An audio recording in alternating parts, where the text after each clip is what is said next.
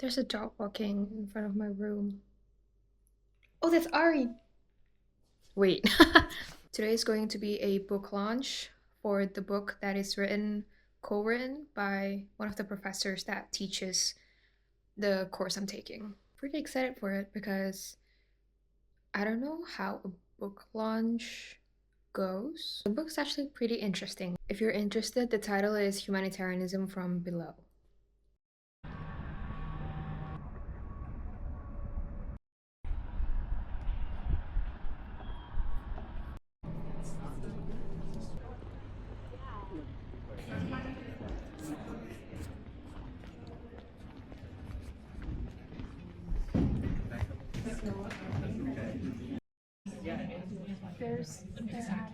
And I think very soon he's going to defend his PhD dissertation, which we're very excited about. Contributed to this book, and I think I'll immediately jump into the thick of it by starting. Hello, I'm home. I just remembered something that I wrote last night on my reading notebook, and I thought I'd share it here. I shared this in the previous vlog, but I'm currently reading Into the Drowning Deep by Mira Grant. It follows this group of scientists who are on this ship trying to uncover what lies within the Mariana Trench. I'm actually not finished yet, but I do want to share my thoughts so far. I have 3 points that I want to share. So the first point is a spoiler, which I don't think is a big deal. I don't think it's important at all. So the first one is about Tori and Olivia's relationship. I think the relationship feels unnecessary. The relationship on a person to person level is already complicated enough considering their past. So adding a romantic layer doesn't deepen anything. In fact, it feels random because there's no foundation for their feelings. They hardly interact throughout the story, not even three meaningful conversations, and then suddenly there's a confession. It was like that plot was put there for the sake of drama, or dare I say, for the sake of diversity. Point number two is about the repetitive chapter endings. So I noticed a pattern in how the chapters end. Several of them close with lines like, everything was good again, or things felt alright after a while. I can remember at least two instances, and I'm sure there were more. But even if it were only those two, it's just one too many. The third point is the biggest thing that bothers me. So the book is written in third person, but it's a strange kind of third person, and I'm not sure if I like it. I wonder if there's a specific name for this style. It feels like the narration taps into the consciousness of everyone, and I mean everyone. Not just the main characters, but even something as trivial as a passing jellyfish. I feel like the perspective isn't anchored, it just feels like it's floating everywhere. For example, on page 341, the narrative spends a few paragraphs describing the ship and its technology. Then suddenly, a new paragraph. In the dark below the hull, the front line of mermaids lingered. There's no build up to it. There's no shift in perspective that signals we're about to gain new knowledge. It's just revealed outright. And it's not like I would mind learning that the mermaids are there. I don't mind at all. But I would prefer to discover it gradually, maybe through a main character's point of view. But instead, it feels like suspense is removed before it even has a chance to form. You know what it reminds me of? It almost reads like a children's book where information is handed to you directly rather than unfolding naturally. Another example is the line, half of the mermaids advocated for immediate assault. How do we know that? Maybe my problem with this is the characters themselves haven't even deciphered the mermaid's language yet. So as a reader, it feels like I'm being given information I'm not supposed to have. And it doesn't feel nice. It feels like I'm reading a spoiler or I'm being given information that I haven't earned yet.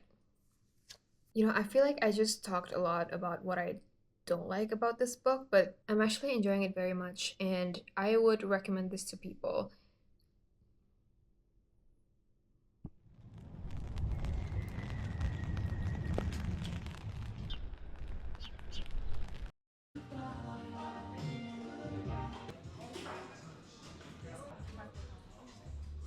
Hi.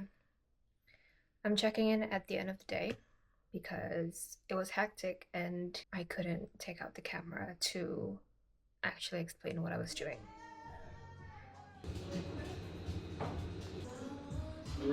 Earlier at the cafe, I worked on my thesis for almost 5 hours. In the middle of doing that, we suddenly got an email from our professor.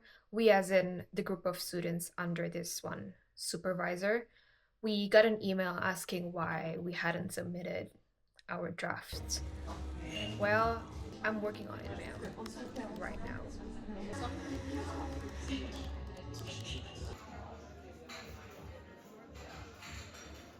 It was a good writing session. My brain juice was flowing well, and the research that I was doing was going really smoothly. And so I would have continued until late afternoon, early evening, if I hadn't already had something planned.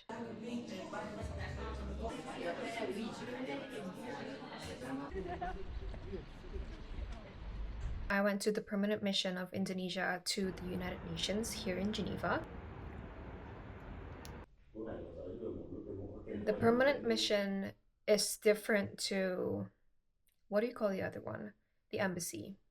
Those are two different things. So I went there because I was invited to this meeting between, I don't know what it's called in English, but it's between PPI Swiss, which is the official group for Indonesian students in Switzerland, and the permanent mission. So it's a meeting between these two groups. I had the opportunity to meet the ambassador, who also currently serves as the president of the Human Rights Council. I was actually kind of nervous because I was invited as a person with a background in human rights and humanitarianism. And the meeting was about the potential to, I don't think this is a secret.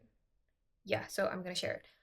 So the meeting was about the potential of creating what we call dialog kebangsaan. And this is particularly timely this year because Indonesia just started its presidency of the Human Rights Council. So yeah, it seemed like it was going to be a heavy discussion, so I was just a teeny bit nervous about that, but it unfolded smoothly, thankfully, because I was not alone. I was with 4 other people. But anyway, it went well, and we will continue to liaise with the permanent mission. Well, not me, another person who is the person in charge. During our discussion, the ambassador gave us this book, Revolusi. This means revolution.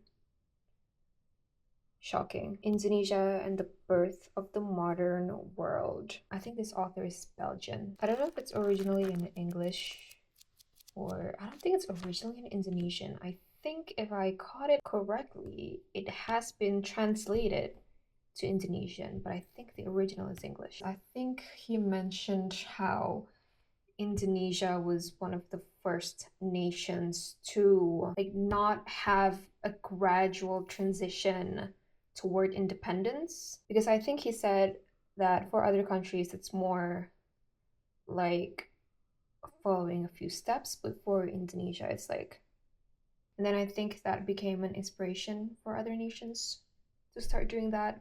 It was something like that. I have to read this to understand better. It's pretty thick. It's 500 something pages. I usually read on my Kindle. I don't think I've read no, I actually have read 600, and it doesn't feel that thick because obviously it's on e-reader. So I don't know when I'm going to read this, but I will read this by before May. That is a promise.